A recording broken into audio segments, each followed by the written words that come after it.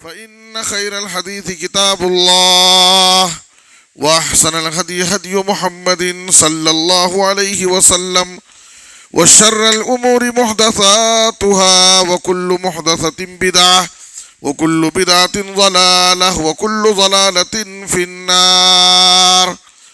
أعوذ بالله من الشيطان الرجيم. بسم الله الرحمن الرحيم.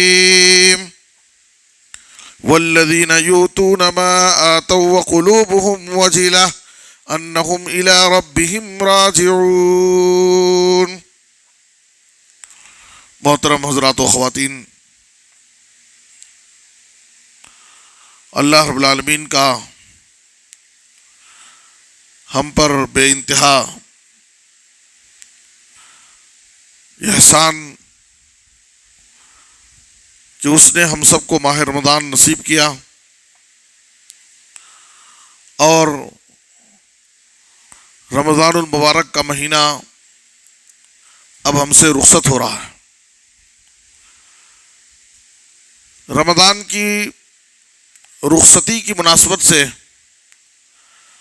کچھ باتیں آپ کے سامنے عرض کرنی ہیں. سب سے پہلی بات یہ ہے کہ رمضان کا اختتام ہم استغفار سے کریں، اپنے گناہوں سے ہم معافی مانگیں. رمضان کا مقصد ہی یہ ہے کہ ہمارے گناہوں کی مغفرت ہو جائے، اور وہ شخص بڑا بدنصیب انسان ہے جس نے رمضان کے مہینے کو پایا اور اپنے گناہوں کی مغفرت نہیں کرا سکا. اور باقاعدہ جبریل امین نے ایسے شخص کے لیے بد دعا کی، اور ہمارے نبی جناب محمد الرسول اللہ صلی اللہ علیہ وسلم نے اس پر آمین کہی. اور اس کے علاوہ نبی صلی اللہ علیہ وسلم نے خود اس شخص کو بد دعا دی ہے، بعود من ادرک رمضان فلم یغفر له. وہ شخص اللہ کی رحمتوں سے محروم ہو گیا جس نے رمضان کو پایا لیکن اپنے گناہوں کی مغفرت نہیں کرا سکا. ہم نے اللہ کی توفیق سے بہت ساری نیکیاں کی، عبادتیں کی. اللہ ہماری عبادتوں کو قبول فرمائے. ہم انسان ہیں، انسان ہونے کے ناطے ہم سے کچھ خطائیں، کوتاہیاں، کمیاں ہو جاتی، اسی لیے انسان کو استغفار کا حکم دیا گیا ہے تاکہ ہمارے اعمال میں، ہماری عبادتوں میں، ہمارے روزوں میں جو کچھ کمیاں رہ گئی ہیں ان کی معافی تلافی ہو جائے. اور یہ صرف روزہ نہیں بلکہ بڑی بڑی عبادتوں کے اختتام پر استغفار کا حکم دیا گیا.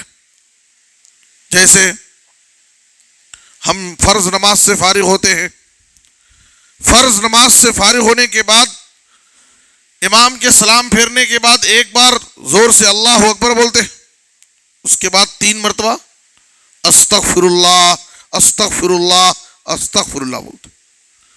تو ہم ہر نماز کے بعد باقاعدہ نماز سے فارغ ہو کر 3 بار اللہ سے استغفار کرتے ہیں. حج اتنی بڑی عبادت ہے کہ حج کی عبادت سے انسان گناہوں سے پاک صاف ہو جاتا ہے. اس طرح گناہوں سے پاک صاف ہو جاتا ہے کیوم رجع کیوم ولدتہ امہ. جب ایک حاجی سفر حج سے واپس آتا ہے تو گناہوں سے ایسے پاک ہو کر واپس آتا ہے جیسے آج وہ اپنے ماں کے پیٹ سے پیدا ہوا. لیکن حج اتنی بڑی عبادت کے باوجود اللہ تعالیٰ نے کیا فرمایا؟ وَأَفِيضُوا مِنْ حَيْثُ أَفَاضَ النَّاسِ وَاسْتَغْفِرُوا اللَّهَ ثُمَّ أَفِيضُوا مِنْ حَيْثُ أَفَاضَ النَّاسِ وَاسْتَغْفِرُوا اللَّهَ. اللہ تعالیٰ حج کی عبادت سے فارغ ہونے کے بعد استغفار کا حکم دے رہا. اسی طرح سے قیام اللیل، رات کی نماز، تہجد کی نماز. سورہ زاریات میں اللہ تعالیٰ اپنے مومن متقی بندوں کی صفت بیان کرتا ہے کانوا قلیلا من اللیل ما یہجعون وبالاسحار ہم یستغفرون. رحمان کے مومن اور متقی بندے وہ ہیں جو راتوں میں بہت کم سوتے ہیں، ان کی رات کا زیادہ حصہ اللہ کی عبادت میں گزرتا ہے، وہ تہجد گزار ہوتے ہیں. آپ غور کیجئے، نماز تہجد کا اختتام استغفار سے، وَبِالْأَسْحَارِ هُمْ يَسْتَغْفِرُونَ.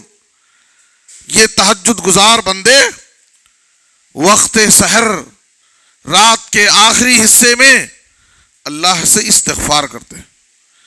تو قیام اللیل سے فارغ ہونے کے بعد بھی استغفار کا حکم دیا گیا ہے.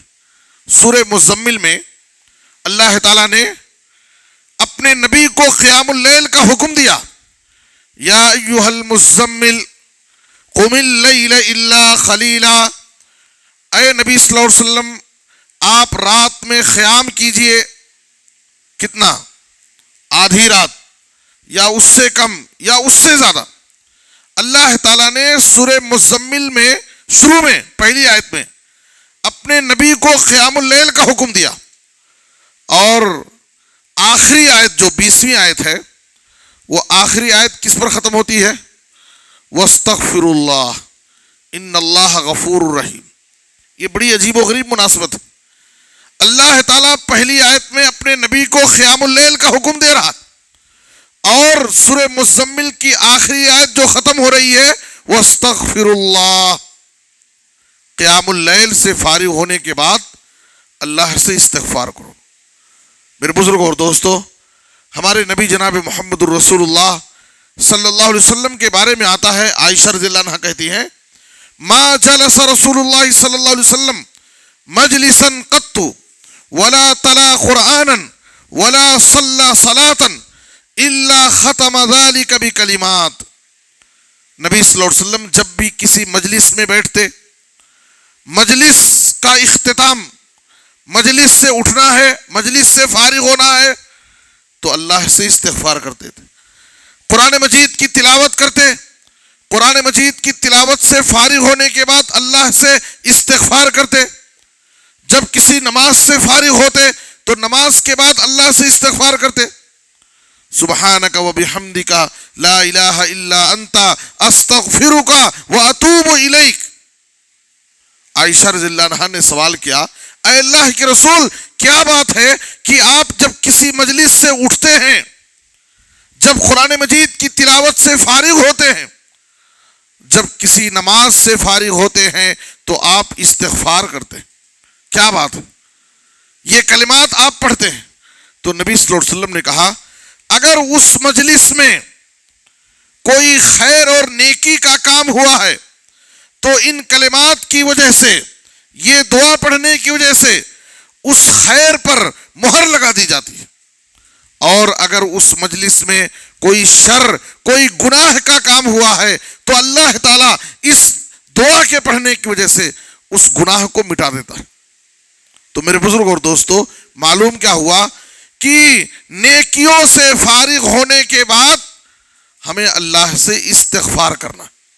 ہم ماہ رمضان سے فارغ ہو رہے ہیں، ماہ رمضان سے فارغ ہونے کے وقت ہمیں اللہ سے استغفار کرنا ہے. اے اللہ، تو نے ہم کو رمضان کا مہینہ نصیب کیا، لیکن اس مہینے کا جیسے حق ادا کرنا چاہیے ویسا ہم سے حق ادا نہیں ہوا. اے اللہ، ہم معافی چاہتے ہیں. اے اللہ، ہم نے روزے رکھے، ہم نے تلاوت کی، ہم نے تراویح کی نماز پڑھی، ہم نے صدقہ اور خیرات کیا، ہم نے تیری توفیق سے بہت سارے اعمال کیے.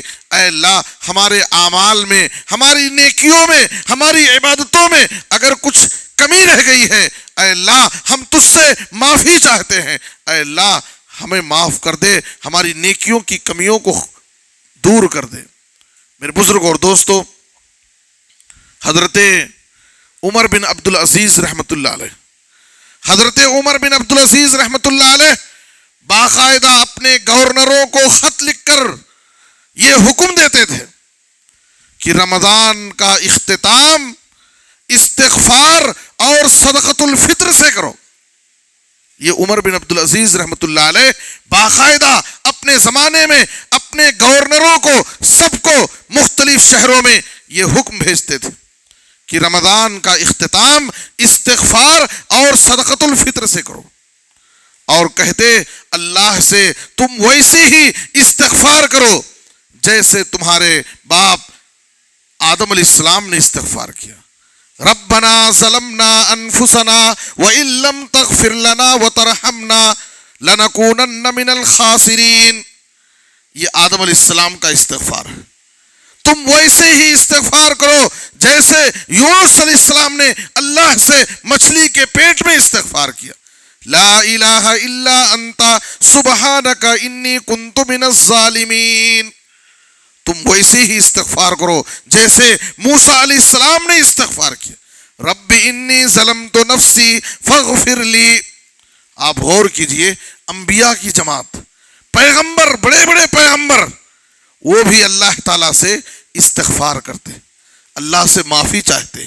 ہم تو انسان ہیں، ہم خطا کار ہیں، گنہگار ہیں. انبیاء تو معصوم عن الخطا ہوتے، وہ گناہوں سے محفوظ رہتے ہیں، لیکن پھر بھی وہ اللہ سے استغفار کرتے.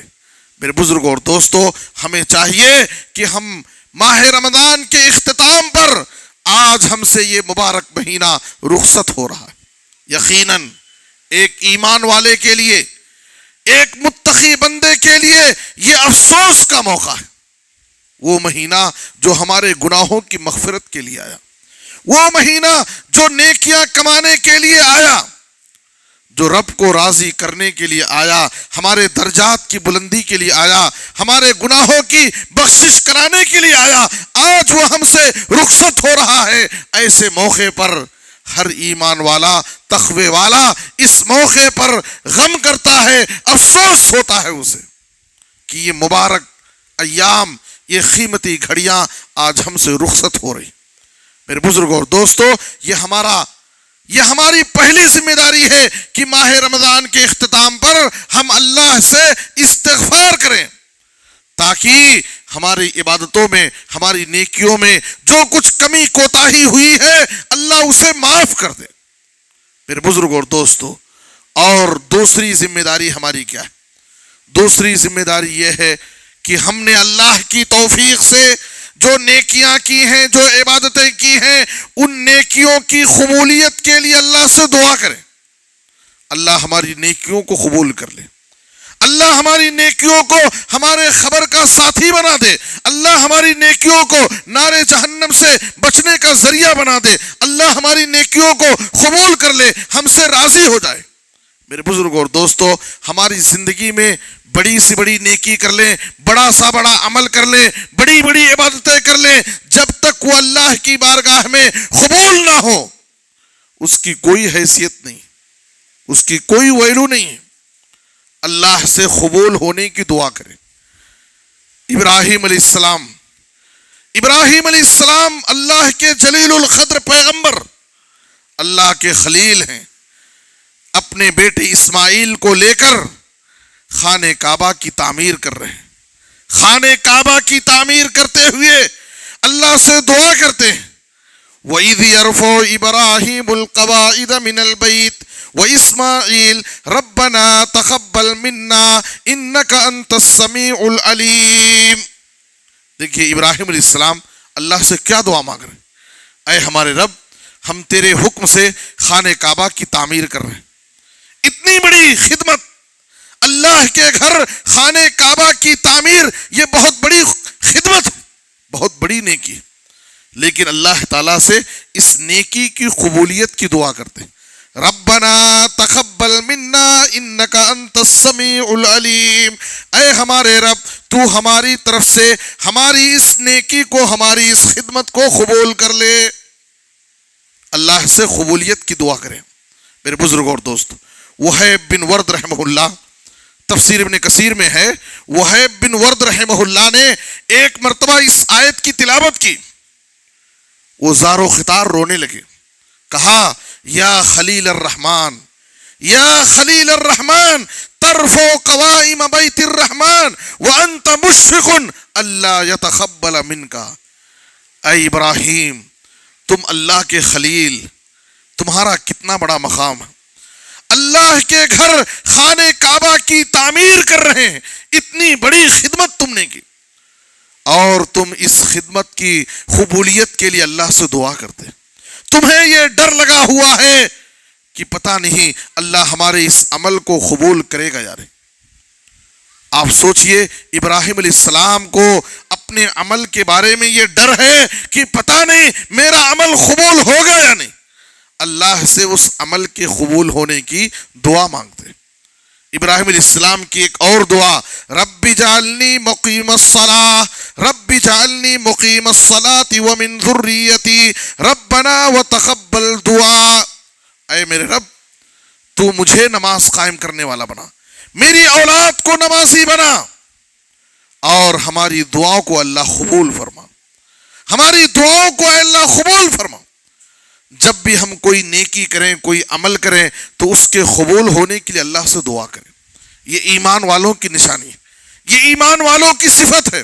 سورہ مومنون آیت نمبر 60 میں اللہ فرماتا ہے والذین یؤتون ما آتوا وقلوبهم وجلہ انہم الی ربہم راجعون، ایمان والے وہ ہیں جو اللہ رب العالمین کی راہ میں خرچ کرتے ہیں، صدقہ اور خیرات کرتے ہیں، لیکن پھر بھی ان کے دل میں خوف ہوتا ہے، وہ ڈرتے رہتے ہیں اس بات پر کہ انہیں ایک دن مرنے کے بعد اللہ کی بارگاہ میں زندہ ہو کر حاضر ہونا ہے۔ ترمذی کی حدیث میں ہے، عائشہ رضی اللہ تعالیٰ عنہا نے نبی صلی اللہ علیہ وسلم سے اس آیت کی تفسیر پوچھی، اے اللہ کے رسول یہ ڈرنے والے کون لوگ ہیں؟ اہم الذین یشربون الخمر ویسرقون، یہ ڈرنے والے کیا چور ہیں، چوری کرنے والے، یا زنا کرنے والے، یا شرابی لوگ ہیں جو ڈرتے ہیں؟ نبی صلی اللہ علیہ وسلم نے کہا لا یا بنت الصدیق، اے صدیق کی بیٹی صدیقہ، یہ ڈرنے والے کوئی چور نہیں ہیں، کوئی زانی نہیں ہیں، کوئی شرابی نہیں، وَلَكِنَّهُمْ هُمُ الَّذِينَ يَصُومُونَ وَيُصَلُّونَ وَيَتَصَدَّقُونَ وَهُمْ يَخَافُونَ أَلَّا تُقْبَلَ مِنْهُمْ، یہ ڈرنے والے وہ ہیں جو نمازیں پڑھتے ہیں، روزے رکھتے ہیں، صدقہ اور خیرات کرتے ہیں، وہ ڈرنے والے ہیں۔ عائشہ رضی اللہ عنہا نے سوال کیا، اے اللہ کے رسول جب وہ نماز پڑھتے ہیں، روزہ رکھتے ہیں، صدقہ اور خیرات کرتے ہیں، تو ڈرتے کیوں ہیں؟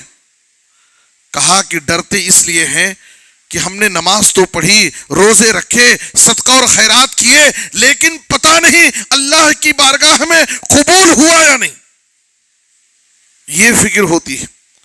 ہم کیا سوچے، نماز پڑھ لیے، روزے رکھ لیے، رمضان کے 30 روزے، 30 تراویح ہم نے پڑھ لی، صدقہ اور خیرات کر لیا، بہت بڑا کام کر لیا، ایسی بات نہیں ہے۔ ہم جو بھی نیکی کریں اس کی قبولیت کے لیے اللہ سے دعا کریں۔ ہمارے نبی جناب محمد رسول اللہ صلی اللہ علیہ وسلم ہر دن فجر کی نماز کے بعد سلام پھیرنے کے بعد ایک دعا پڑھتے تھے۔ کیا دعا؟ اللہم انی اسألک علما نافعا ورزقا طیبا وعملا متقبلا۔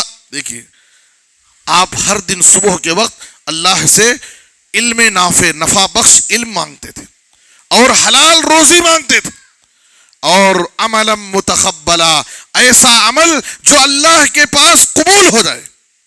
میرے بزرگ اور دوستو، تو ہمیں اپنے عمل کی قبولیت کی بھی فکر کرنا ہے۔ جو بھی ہم عمل کریں اللہ سے دعائیں کریں، اے اللہ ہمارے عمل کو قبول کر لے۔ اگر اللہ کی بارگاہ میں قبول نہ ہو تو پھر بیکار ہے، ہماری محنت ضائع ہو جائے گی، اور یہ نیکی آخرت میں کام نہیں آئے گی۔ جب بھی ہم اللہ سے دعائیں کریں تو اللہ سے اپنی نیکیوں کی قبولیت کی دعا کریں۔ خاص طور پر ابراہیم علیہ السلام کی دعا، ربنا تقبل منا انک انت السمیع العلیم، اے ہمارے رب تو ہماری عبادت کو، ہمارے اعمال کو، ہماری نیکیوں کو قبول کر لے۔ تو قبولیت کی دعا کرنا ہے۔ تو یہ ہماری دوسری ذمہ داری ہے۔ پہلی ذمہ داری رمضان کے ختم ہونے پر ہمیں اللہ سے استغفار کرنا ہے، تاکہ ہماری عبادتوں میں جو کمی رہ گئی وہ کمی اللہ تعالیٰ معاف کر دے۔ اور دوسری ذمہ داری کیا ہے؟ جو نیکیاں ہم نے رمضان کے مہینے میں کی ہیں ان نیکیوں کے قبول ہونے کے لیے اللہ سے دعا کریں۔ اور تیسری ذمہ داری یہ ہے، نیکی کرنے کے بعد نیکی کی حفاظت کرنا ہے۔ نیکی کی حفاظت کرنا ہے. ہم سے کچھ ایسے گناہ ہو جاتے ہیں جن گناہوں سے ہماری نیکیاں ضائع اور برباد ہو جاتی ہیں.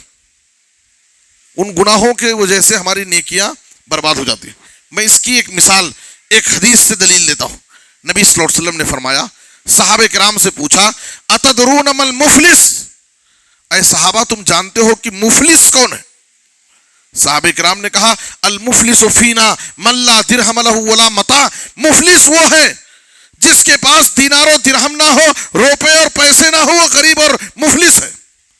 نبی صلی اللہ علیہ وسلم نے کہا, ان المفلس من امتی یاتی یوم القیامت بصیام وصلاۃ وزکاۃ. مفلس وہ نہیں ہے, میری امت کا مفلس قیامت کے دن وہ ہوگا جو نماز لے کر آئے گا, روزے لے کر کے آئے گا, زکوٰۃ لے کر کے آئے گا.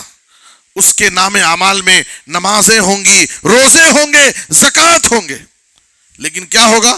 وَيَاتِي قَدْ شَتَمَ هَذَا وَقَذَفَ هَذَا وَأَكَلَ مَالَ هَذَا وَسَفَكَ دَمَ هَذَا وَضَرَبَ هَذَا فَيُعْطَى هَذَا مِنْ حَسَنَاتِهِ وَهَذَا مِنْ حَسَنَاتِهِ.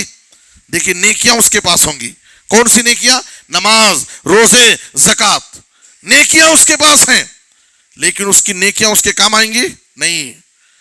کسی کو اس نے اپنی زبان سے گالی دیا ہوگا, نیکی کیا ہے لیکن اس نے اپنی زبان سے کسی کو گالی دیا ہوگا, کسی کو ناحق مارا ہوگا, کسی پر جھوٹا الزام لگایا ہوگا, کسی کا خون بہایا ہوگا, کسی کا حق مارا ہوگا, ناحق کسی کا مال کھا لیا ہوگا. نبی صلی اللہ علیہ وسلم نے کہا اس کے پاس نیکیاں ہوں گی, لیکن اللہ تعالیٰ قیامت کے دن ہر ایک کے ساتھ انصاف کرے گا. کیسا انصاف؟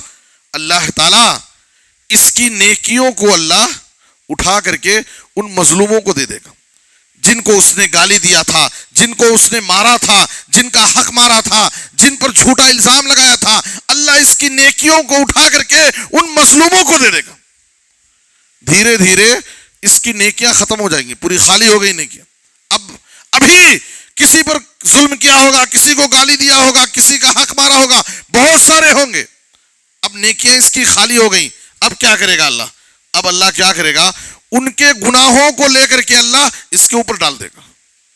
نبی صلی اللہ علیہ وسلم نے کہا میری امت کا مفلس یہ ہے کہ جب اللہ کے پاس آیا اس کے پاس نیکیاں تھیں, لیکن اس کی نیکیاں اس کے کام نہیں آئیں, الٹا دوسروں کے گناہوں کے بوجھ کو اس کے اوپر ڈال دیا گیا. اس کے بعد اللہ فرشتوں کو حکم دے گا, فرشتے اسے گھسیٹ کر کے جہنم میں ڈال دیں. نیکیاں کام آئیں, اس کی نمازیں, اس کے روزے, اس کے زکوٰۃ کام نہیں آئے, سب ضائع ہو گئے, برباد ہو. کیوں؟ اس لیے کہ اس نے نیکی تو کی لیکن اپنی نیکیوں کی اس نے حفاظت نہیں کی, اپنی نیکیوں کی حفاظت نہیں کی. اس لیے ہمیں اپنی زندگی میں اپنے آپ کو ان گناہوں سے بچانا ہے جن گناہوں سے ہماری نیکیاں ضائع ہو جاتی ہیں. یہ تیسری ذمہ داری ہے, ہمیں اپنی نیکیوں کی حفاظت کرنا ہے تاکہ ہماری نیکیاں آخرت میں ہمارے کام آئیں. ایسا نہ ہو کہ ہماری نیکیاں ہمارے گناہوں کی وجہ سے ضائع اور برباد ہو جائیں.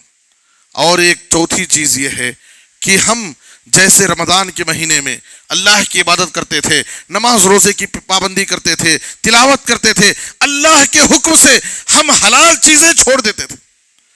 کھانا پینا ہمارے لیے حلال ہے, ہم بند کمرے میں ہیں, اپنے گھر میں اکیلے ہیں, پیاس لگی ہے, ٹھنڈا پانی فریج میں موجود ہے, لیکن ہم صرف اس لیے نہیں پیتے کہ اللہ تعالیٰ ہمیں دیکھ رہا, ہمارا روزہ ٹوٹ جائے گا.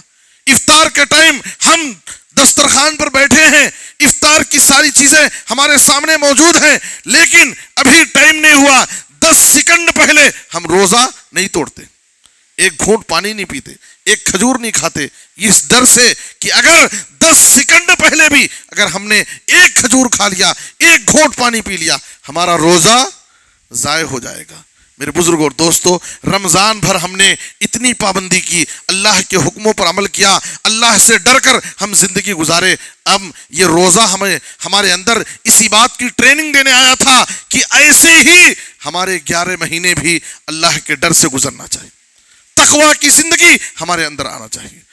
اور عبادت صرف رمضان کے مہینے میں نہیں. عبادت تو اللہ نے عبادت کے لیے ہمیں پیدا کیا. ہماری زندگی کا مقصد کیا ہے؟ وَمَا خَلَقْتُ الْجِنَّ وَالْإِنسَ إِلَّا لِيَعْبُدُونَ. ہم نے تو جناتوں اور انسانوں کو صرف اپنی عبادت کے لیے پیدا کیا ہے. تو ہمارا مقصد زندگی ہی اللہ کی عبادت ہے. جو رمضان کا رب ہے وہی شوال کا بھی رب ہے, وہی ربیع الاول کا بھی رب ہے, وہی محرم کا بھی رب ہے. اللہ نے ہمیں پوری زندگی عبادت کا حکم دیا ہے, صرف رمضان کے مہینے میں نہیں. اللہ سورہ ہجر کی آخری آیت میں کیا فرماتا ہے؟ وَاعْبُدْ رَبَّكَ حَتَّى يَأْتِيَكَ الْيَقِينُ. اے نبی صلی اللہ علیہ وسلم, آپ زندگی کی آخری سانس تک, موت تک اپنے رب کی عبادت کیجیے. عبادت کا سفر موت تک جاری رہنا ہے. زندگی کی آخری سانس تک اللہ کی عبادت کرنا ہے. میرے بزرگ اور دوستو, ایک آخری بات, پانچویں بات, وہ یہ ہے کہ رمضان جیسی ہی ختم ہوتا ہے اور عید کا چاند نظر آتا ہے تو ہمارے اوپر ضروری ہے کہ ہم صدقۃ الفطر ادا کریں. صدقۃ الفطر یہ گھر کے چھوٹے بڑے, مرد عورت سب کی طرف سے فرض ہے, یہ ضروری. اور ایک گھر کے ایک آدمی کی طرف سے تقریباً کم سے کم 2.5 kg, اور بعض علماء نے کہا کہ 2 کلو 600 گرام. بہتر یہ ہے کہ تھوڑا بڑھا کر کے دیجیے. اگر آپ 3 kg کے حساب سے بھی دے دیے تو بہت بہتر ہے, تاکہ ڈاؤٹ ہی نہ رہے. ایک گھر کے ایک آدمی کی طرف سے. اور اناج اور غلہ جو ہم کھاتے ہیں معمول سے, اس میں سے دینا ہے, وہی کوالٹی دینا ہے. کچھ لوگ اس میں بھی کیا ہے, ہوشیاری کرتے ہیں. کھاتے ہیں باریک چاول, اور جب دینے کا ٹائم آتا ہے تو کیا کرتے ہیں, کچھ لوگ تو اٹھا کر کے وہ راشن والا, اسٹور والا بھی اٹھا کے دے دیتے ہیں. یا ایک کہ بہت معمولی قسم کا خرید کر کے لائے سستے والا اور وہ دے دیے. نہیں, یہ اچھی چیز نہیں ہے. جو ہم کھاتے ہیں, جس کوالٹی کا کھاتے ہیں اسی کوالٹی کا دیں. یہ ایک بات. دوسری بات یہ ہے کہ عید کی نماز سے پہلے ہم کو اس کو دے دینا ضروری ہے. عید کی نماز سے پہلے وہ ادا ہونا چاہیے. آپ خود اپنے ہاتھ سے غریب اور مسکین تک لے جائیں, ان کو پہنچا دیں. میں ایک بات بتانا چاہتا ہوں کہ یہ غریبوں اور مسکینوں کا حق ہے. یہ غریب اور مسکین کا حق ہے. آپ اگر یہ چاہیں کہ مدرسے میں دے دیں, اگر آپ یہ چاہیں کہ کوئی بیت المال ہے اس میں دے دیں, یہ صدقہ فطر نہیں چلے گا. کیوں نہیں چلے گا؟ اس لیے کہ مدرسے میں آپ مان لیجیے دیے تو مدرسہ کب کھلے گا؟ مدرسہ عید کے بعد کھلے گا. تو جو غریب بچے ہیں ان تک یہ آپ کا فطرہ عید کے بعد پہنچے گا. اور آپ کو یہ فطرہ کب تک پہنچانا ہے؟ نماز سے پہلے پہنچ جانا چاہیے مسکین کے پاس, غریب آدمی کے پاس. اس لیے زکوٰۃ صدقہ آپ مدرسے میں, بیت المال میں, فلاں جگہ دیں گے آپ, لیکن صدقہ فطر جو فطرہ ہے آپ غریبوں اور مسکینوں کو ڈائریکٹ اپنے ہاتھ سے دیجیے. اس لیے کہ اس کا ٹائم فکس ہے, نماز سے پہلے وہ ادا ہونا چاہیے. من اداہا فہی زکوٰۃ مقبولہ. اور اگر کوئی شخص عید سے پہلے اس کو ادا کر دیا تو یہ سمجھیے کہ فطرہ ادا ہوا. لیکن اگر آپ نے عید کے بعد اس کو پہنچایا تو یہ عام صدقہ شمار ہوگا, یہ فطرہ ادا نہیں ہوگا. تو ہمیں اس کا خیال کرنا چاہیے. اور نماز عید دیکھیے, نبی صلی اللہ علیہ وسلم نے کہا لِكُلِّ قَوْمٍ عِيدٌ وَهَذَا عِيدُنَا. ہر ایک کی ایک عید ہوتی ہے, ہم مسلمانوں کی بھی عید ہے. عید کے دن خوشی کا اظہار کرنا, خوشی منانا, یہ بھی ثواب کا کام ہے. لیکن خوشی منانے کا مطلب یہ نہیں ہے کہ آپ اسلام سے آزاد ہو کر کے خوشی منائیے, غلط طریقے سے خوشی منائیے, حرام کام کر کے خوشی منائیے. نہیں, اسلام کے حدود میں رہ کر کے آپ جائز اور حلال طریقے سے خوشی کا منا سکتے. مثلا آپ اچھے سے اچھا کپڑا پہنیے, اللہ نے آپ کو حیثیت جتنی دی ہے. آپ اچھے سے اچھا کھانا بنائیے, کھانا کھائیے, بچے کھیلیں کودیں گھومیں پھریں, یہ سب خوشی منانے کا ذریعہ ہے. تو عید کے دن خوشی منانا یہ بھی عبادت ہے, یہ بھی اجر و ثواب کا کام ہے. تو ہمیں اس کا خیال کرنا چاہیے. اور عید کے دن ہمیں سنت کے مطابق ہم جلدی جائیں, چل کر کے جائیں, ایک راستے سے جائیں, دوسرے راستے سے آئیں, تکبیرات پڑھیں, تکبیرات کا اہتمام کریں. ہم ان سب چیزوں کا خیال کریں. اللہ سے دعا ہے کہ اللہ تعالیٰ ہمیں رمضان کے اختتام کی مناسبت سے میں نے آپ کے سامنے جو باتیں ذکر کی ہیں, اللہ تعالیٰ ہمیں ان باتوں پر کو سمجھنے اور ان پر عمل کرنے کی توفیق عطا فرمائے۔ سب سے پہلے ہم رمضان کے اختتام پر ہم اللہ سے استغفار کریں۔ دوسرے نمبر پر ہمیں کیا کرنا ہے؟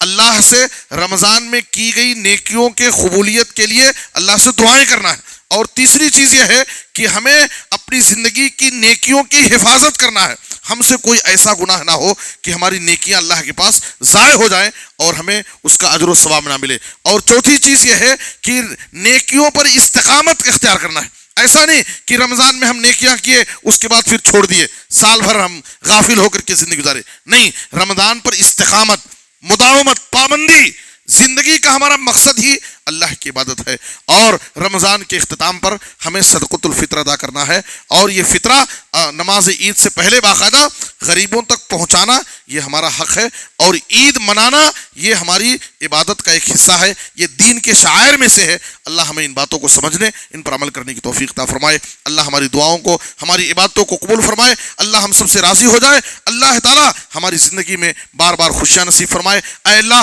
پورے عالم میں ہر جگہ مسلمانوں کو امن اور سکون کے ساتھ اللہ تعالیٰ عید کی حقیقی خوشیاں نصیب فرمائے۔ اللہ ہر جگہ جہاں بھی مسلمان مظلوم ہیں، کہیں کہیں حالات اچھے نہیں ہیں اور وقت سے پہلے انہیں دھمکیاں دی جا رہی ہیں، باقاعدہ عید کے حوالے سے اللہ تعالیٰ وہاں پر مسلمانوں کی حفاظت کرے۔ اللہ ان کے حال پر رحم فرمائے۔ اللہ ہر جگہ مسلمانوں کو امن اور سکون کے ساتھ عید کی حقیقی خوشیاں نصیب فرمائے۔ اللہ تعالیٰ ہم سب کے صیام و خیام کو، جملہ عبادتوں کو اللہ قبول فرمائے، اور زندگی کی آخری سانس تک اللہ تعالیٰ ہمیں تیری عبادت کرنے والا بنائے، اور ہمارا خاتمہ ہو تو خاتمہ بالخیر، کلمہ توحید اور وفات دے۔ آمین، تقبل یا رب العالمین، وصلی اللہ علی نبینا محمد و آلہ و صحبہ اجمعین۔